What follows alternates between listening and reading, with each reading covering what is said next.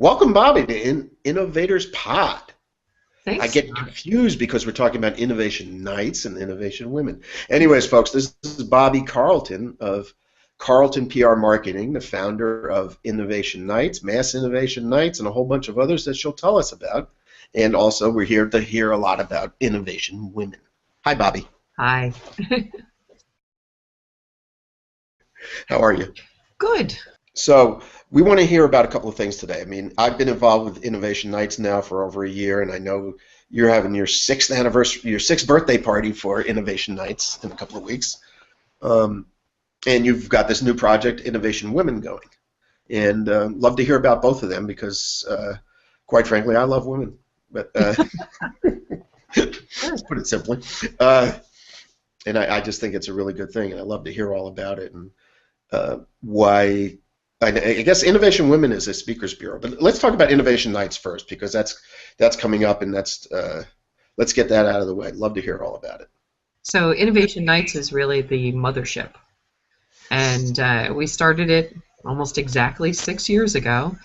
I was on the board of the Charles River Museum of Industry and Innovation in Waltham, and I had a great event space at my disposal. And I thought, the museum used to do these innovation days. They would haul out the typewriters and printing presses and, look, innovation of yesteryear. And I said, one iPhone app, one cool new product, and this is a whole new ball game, and we're able to attract people from the surrounding technology companies. So I created one. And also, don't forget at the time, social media was relatively new. We were experimenting at the time with social media marketing, and Twitter was relatively new. And so my big experiment was launching Innovation Nights completely via Twitter.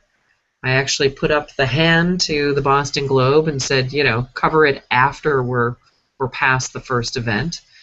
And we started tweeting, we're going to hold a product launch party and networking event. And we very quickly got 10 new products and 200 people in the room, and we told them, help these new companies get visibility for their new product. Blog about them, tweet about them, post video and pictures. So in a single night, we can generate a lot of visibility for local companies. And that first night was such a huge success that as people were leaving, they said, okay, we'll see you next month. And I went, oh. Sure. And, our next event next week is event number 73. Wow. Something that I had never really thought about going beyond, a onesie or twosie. How many are there if you're counting like the New Hampshire events? And I think there's been some at Western Massachusetts, right? So we have Pioneer Valley Innovation Nights, and we have New Hampshire Innovation Nights, and we're also opening up Innovation Nights in a couple of other cities as well. So right now we've done a total of 1, 2, 3, 4, 7, so 80 Innovation Nights events have happened. Wow. Amazing! Congratulations. That's incredible. It's people congratulate me, but I do feel like it's not necessarily congratulating me, but it's congratulating the community. This is very much a community thing, and without a huge number of volunteers, and everybody who walks in the door is volunteering their personal network to the local innovation community. So they step through that door, and they are basically a marketing arm of every company that's looking to launch a new product with us. Mm-hmm. They're helping to get the word out. We're all. I was, I guess, selling last night. I was at an event in Portsmouth, New Hampshire, and I was asked about. We have the April 22nd New Hampshire Innovation Nights, and a couple of companies said, "Well, it's free. You sure it's free?" I said, "Well, there is a cost." I said, "Part of the agreement of free is that you will promote the event." And before, during, and after, you'll help us on social media. And so does every attendee. It's free to attend, but you can't force people, but you ask them and you hope that they will help you get the word out. And I think you call it Amplify, right? Yep, we actually use a tool called Gaggle Amp, which is a social media amplification tool. And a couple days a month, every month, we're putting that tool to use for the companies that are launching us. We have about 375 people now who have signed up to be part of our gaggle. And they retweet things that we send them, or they post it on Facebook or LinkedIn to help get the word out about new local products. It's really a lot about local pride and helping out local entrepreneurs, because Right. if those companies are successful, they have the ability to hire people locally, or they have the ability to buy services locally. And it seems like it's everybody gets helped. It's the um, it's the ultimate, competitive environment, I guess. If we all help each other, even if we're competitors in business, we're all going to end up being helped in the long run. Yep, Mass Innovation Nights is really a win-win for everybody. The content creators and social media people get content and ideas for their podcasts, their blogs, their websites, their social media accounts. One of the reasons that people sign up for the gaggle, I think, is because they can kind of turn it on automatic and they trust us to keep feeding them news about great new products. Cool. And I know as you keep saying new products, because I get asked all the time, this isn't necessarily about startups and it's not about tech. Right. It's about new products, right? Yeah, we've had IBM has launched 6 products with us. Intuit launched products with us. Novell, LogMeIn has launched 4 products with us, and they've hosted our event twice. That was a nice venue. I enjoyed that. Oops, sorry, what? The Log Me In was a nice space to hold the event. Beautiful location. They're right down in the Innovation District in Boston. And when they first hosted our event, oh gosh, I think it's now almost 2 years ago, they had just moved into their new building, and we were, I think, a trial run for holding a big event. Wow. I just want to make sure people know that, all these events can be found at innovationnights.com. That's all one long word, Innovation Nights. Yep. How many N's in that? A whole bunch. Well, and it's not nights as in knights with a lance and a shield. It's night as in the opposite of daytime. Yes. Okay. Although I do have the Innovation Nights with a lance and a shield domain.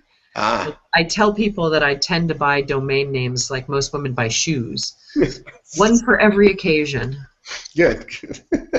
So this big one coming up, this sounds crazy in a couple of weeks. 4 locations throughout Cambridge. How many people? Yeah, actually, a week from today, we will be taking over Cambridge, Massachusetts, putting Innovation Nights into 4 separate co-working spaces. We'll be visiting Engine Workplace. We'll be visiting the CIC, which is the Cambridge Innovation Center. We'll be visiting Work Bar Cambridge, and also Danger Awesome. And you have to say Danger Awesome like it's a superhero. It's a cool co-working space and maker space where you can go in and learn how to use 3D printers or laser cutters. And so they have a retail space, which is rather small, right across the street from Work Bar Cambridge. But if you go around the corner onto Mass Ave, they have a much larger space, and we'll be taking over that space. Wow. So they're right there in the same location. Yeah, so convenient. And but, how are you going to get all 4?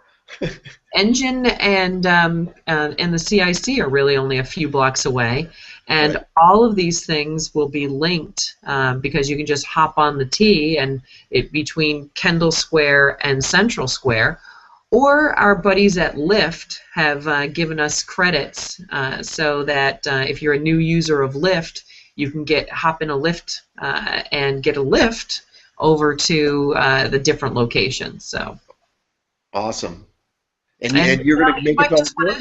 You might just want to stay all in one place because we're going to be streaming the different presentations from the different locations as well. Okay. Awesome. Are you going to be? I think we're going to try to do it on Hangouts on Air, but are you also going to be meerkatting it or anything like that? I'm going to experiment with Meerkat and Periscope. We did a little bit of meerkatting from the last Innovation Nights, the one that we held at Log Me In, and I think at that point Meerkat was 2 weeks old. Wow. It worked amazingly well. I've been playing around a little bit with Periscope and trying that out too. So, that's the great thing about Innovation Nights. It's all very casual. It's a grassroots event. It's community oriented. And you know what? If it doesn't work, we'll try it again another way, or we'll say, okay, that didn't work and move on. Good. Sounds. I just love innovation nights. It's why I basically joined up and got the New Hampshire one going. I just won't be able to be there next week, so I'll be remoting in by Hangout on Air, That's and the I'll great be able thing to about the internet. I'll be able to see all of them. Yes. Innovation Nights breaks Cambridge Internet. That would be cool. So, I really want to hear about Innovation Women. I donated to the Kickstarter campaign, and thank you. I got a nice little T-shirt, and I got a wallet for the back of my phone, or a sleeve, whatever you call that. But tell us the story. Okay, so I've never been one of those people that really, focused a lot on the women's events. I would kind of never consider going to a men's only event, and so it seemed like a women's only event was something that was a little bit outside my experience. But last year I ended up in a room several times where it was just men at the front of the room, and I talked to the event organizers who told me a couple of different stories. Number one, they couldn't find women to be on their panel, and they tried. A lot of them tried very hard. I had one event organizer who said, I started out with a panel that was 2 men and 2 women, and did the invitations, and both women turned me down. So I went and found 2 more women, and they turned me down. And then I ended up with a panel with 4 guys on it. And like, okay, it's not so much the gender aspect as it is really just the diversity of thought and perspective that I'm interested in. I love having a room full of different new products, and I love seeing a panel with all different perspectives represented. So after it started to be a glaring issue for me, where I was going to events and only finding men on the panels, I started to think, what could we do with the Innovation Nights community and the Innovation Nights website architecture? We could really just replace those product profiles with profiles of women who are great speakers and help them get more visibility for themselves, their careers, their companies. And Innovation Women started to take form. The big secret is I had actually had the Innovation Women domain name for a while. And again, it was just one of those things. I saw it, I had an idea, and I bought it. It's a couple bucks, and you said, at some point I'll do something with it. So figuring out what it would take, there's an aspect to crowdfunding, which is not just the funding aspect. It's the crowd and the visibility that comes along with being mission-driven and trying to raise money for something very publicly. Right. So we did a crowdfunding, we did a Kickstarter in November and December of last year, which I always tell people I like that added degree of difficulty. It's a really hard time to crowdfund, right around the holidays. Right. We actually started right around Thanksgiving and ended just a few days before Christmas, which was tough. Mm-hmm. But, we had so many people help out to help spread the word and get more people on. Our goal is really to come up with 200 plus women who could be our starting point for a database of great speakers who just happen to be women. Right. We want the event managers to come into the website and be able to say, I need to put someone on a panel who has experience with funding. I want to put somebody on a panel who has experience with building a winning product team. I want to put somebody on a panel that can talk about really anything. So to have a successful database of speakers, we have to have large numbers. Right. So we have to really get out there and market the fact that this is the place to go to look for great women speakers. And I don't want just the CEOs and founders of companies. I want the women who are real up-and-comers who have not yet told their story. Right. I want them to be able to tell their story. So we're working on that website, and we're also reaching out to all of our crowdfunders, the people who backed the Kickstarter project, and saying, hey, get your profile up. because we don't want to open the site until the event managers can come in and find what they need. Exactly. Yep. So we're still working on it, and really want to urge everybody who funded us on Kickstarter to make sure they get their profile up. You know, I'm thinking that this sounds almost to me like, you know, when I first heard about this, I was wondering why, and then it hit me that this is a lot like in elementary school, supposedly girls don't like to raise their hands, you know, while the boys are out there going, me, me, me. And you know, I mean, there's obviously a lot of brilliant women out there, but they're not as aggressive in selling themselves to events and to the event community, maybe. You know, I think I've managed events, and like most event managers, I tend to work from my Rolodex. I work from the people who I know, but also I go to events and I see a great speaker and I want them on my panels. Right. And so what you have is kind of this perpetuating of the same people telling their story over and over again. You get like a circuit. Somebody is on the circuit. They got out there, they gave a great presentation, somebody else saw them, put them on a panel, then someone else sees them and puts them on a panel, and you hear the same stories over and over and over again. And in the case of a lot of the male speakers, they got out, they gave a presentation, they did a good job, and they got invited again. So you almost need to like break into that circle to get your story told. Right. So what we're doing is we're kind of breaking into that circle where people will be able to put up a videotape of themselves speaking, you know, or even just saying hello and just loading up that video. That goes a long way toward an event manager choosing them to speak on a topic. The event managers will be able to search on different topics and find the right people, but they'll just be exposed to people they might not have thought about. Exactly. So let's say there's some young woman right now who's listening to this and wants to get on the site. How do they do it at this point? So right now, what they do is go to innovationwomen.com, and they can sign up to be on the newsletter. And when we get the website open for business, we'll send out a note, and they can sign up then. Actually, Don, if you want, I can show you guys like what we have kind of behind the scenes. Let me give you control. Present to everyone. You should have control now. You should be able to do screen share. Screen share. Dun, dun, dun. I am presenting to everyone. So you see my screen now? I don't. Okay. How do I do that? I do this. I am presenting to everyone. Now? No. Very strange. There we go. And bang. Dun, dun, dun. Yeah, it's switching over or something. There it is. I see your screen. Okay. Yay! So this is Innovation Women right now. So the Online Speakers Bureau for Entrepreneurial and Technical Women. Innovation. Yep. Very exciting. This is the first time anyone outside us has seen it. So very nice. We'll have a featured members section, and people can go in, and right now you're signing up and creating your new profile. So right now, obviously, my account information, don't look. Yes. But what we do is we ask for their information, and this helps us build their profile so it's searchable.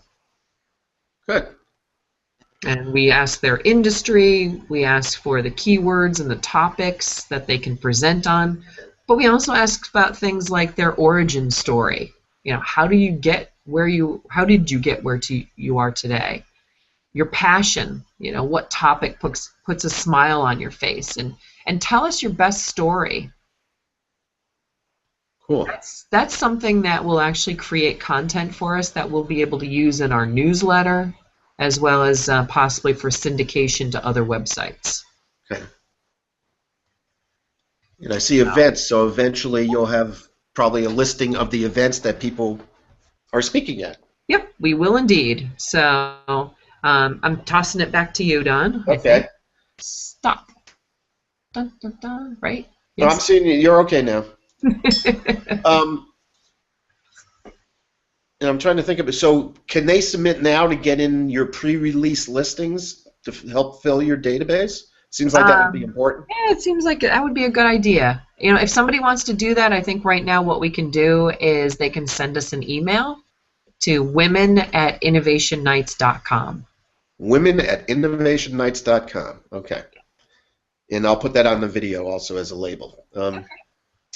Awesome. I hope this takes off. I think this is a great idea. It's a great jumping off point also for other visibility opportunities. Even if someone isn't going to be or isn't interested in being a speaker, we're going to offer various ways to get them more visibility. Okay. Excellent. Just looking at my clock. Do you have a few more minutes? I do. I want to hear about the Minions. The Minions? Oh, the Minions behind me? My Minions! Yes, those are reproductions of the artwork outside the Minions Mayhem ride in Universal Studios in Florida. Wow. And we also have our little friend. We call everyone, all of us that work for Mass Innovation Nights, MIN, the Minions. So, you know, we talk about helping all these evil geniuses that are out to take over the world.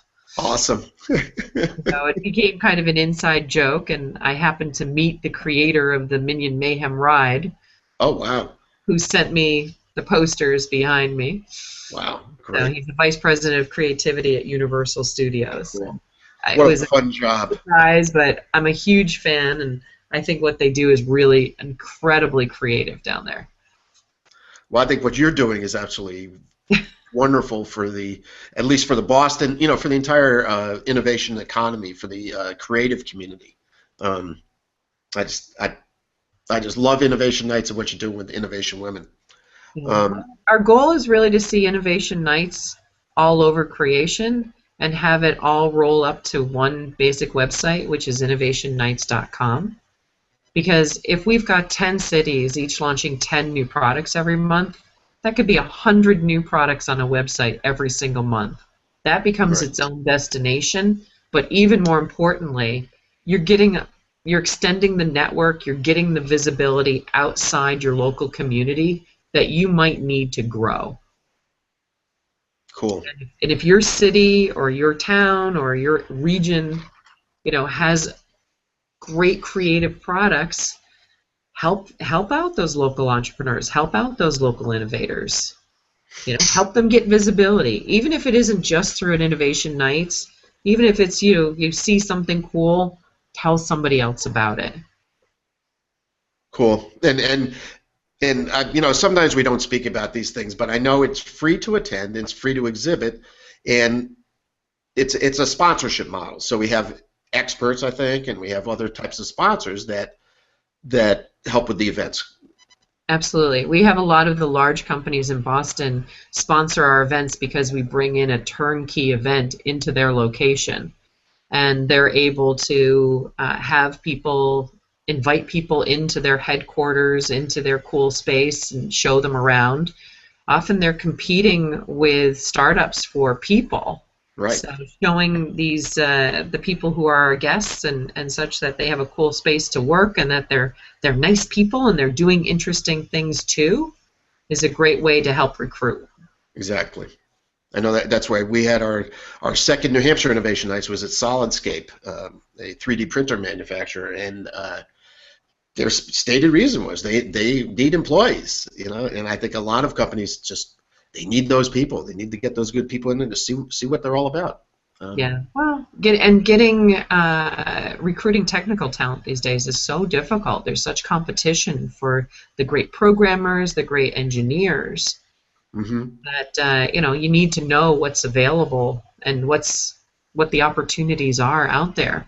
But you know, it's also acquisitions. So the big companies have 10 startups show up, and maybe there's some cool product that they'd like on their handbag of stuff.